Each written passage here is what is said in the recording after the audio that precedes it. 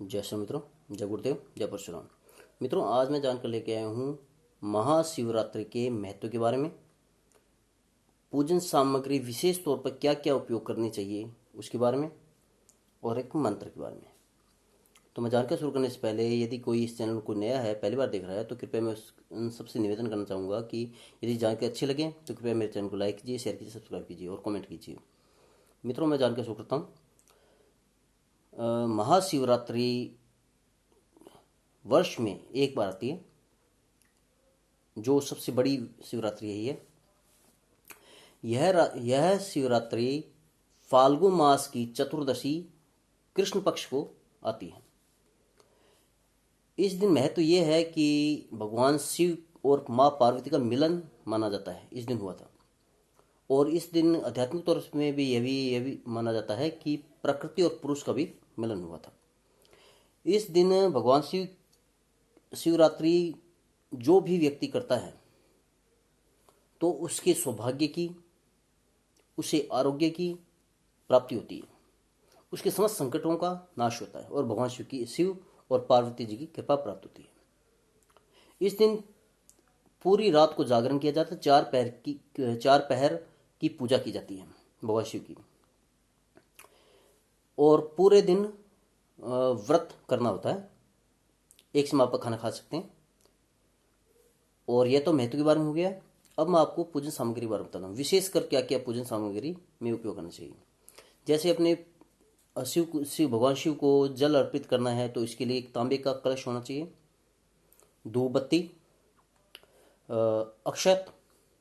अक्षत भी खंडित नहीं होने चाहिए, चावल जो होते हैं वो खंडित नहीं होने चाहिए, धतूरा बेलपत्र।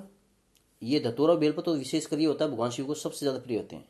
यदि बाकी सामग्री आपके पास नहीं है, केवल आपके पास बेलपत्र है, तो उससे भी भगवान शिव संपूर्ण पूजा हो जाएगी। वो पूर्ण, एक तो बेलपत्र और जल, ये दो चीज़ें होनी चाहिए, बस इससे भगवान शिव की पूजा हो जाती है। सबसे सरलतम पूजा जिसकी हो सकती है भगवान शिव की है। और इसके साथ में आप जनेऊ और फल मिठाई और अक्षतगंध, इसका भी उपयोग कर सकते हैं। और भगवान शिव को भस्म का पूजन में भी विशेष महत्व देता है, यह सामान्य तौर पर। और यदि गंगा जल आपको मिल जाए पूजन में तो सबसे श्रेष्ठ है गंगा जल, बिल्वपत्र। यदि ये दो ही चीज़ें मिल जाती हैं तो श्रेष्ठतम तौर पे पूजा संपन्न हो सकती है। ये विशेषकर मैंने आपको जो मुझे लगा कि सामान्य तौर पे हर कोई कर सकता है, उसके बारे में मैंने आपको बताया। और यदि कोई विधि विधान से करे तो किसी योग्य ब्राह्मण के द्वारा आप पूजन कराइए, 16 उपचारों से पूजा करवाइए, वो श्रेष्ठ रहती है। क्योंकि इसमें यदि कोई शिवरात्रि को पूजन करवाता है तो उसके एक तो काल सब दोष वो दूर होता है,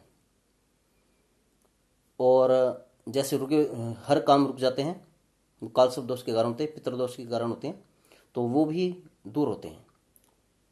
और इस दिन जो मंत्र का उपयोग किया जाता है वह ओम नमः शिवाय, इस मंत्र का उपयोग करना चाहिए। महामृत्युंजय मंत्र का भी उपयोग कर सकते हैं, जिसका हम पूजन करने में उपयोग कर सकते हैं, और भगवान शिव की हमें कृपा प्राप्त होती है। तो मित्रों, ये जानकारी मैंने आपको दी है। यदि किसी को ये जानकारी अच्छी लगी है तो कृपया मेरे चैनल को लाइक कीजिए, शेयर कीजिए, सब्सक्राइब कीजिए। जय श्री राम, धन्यवाद।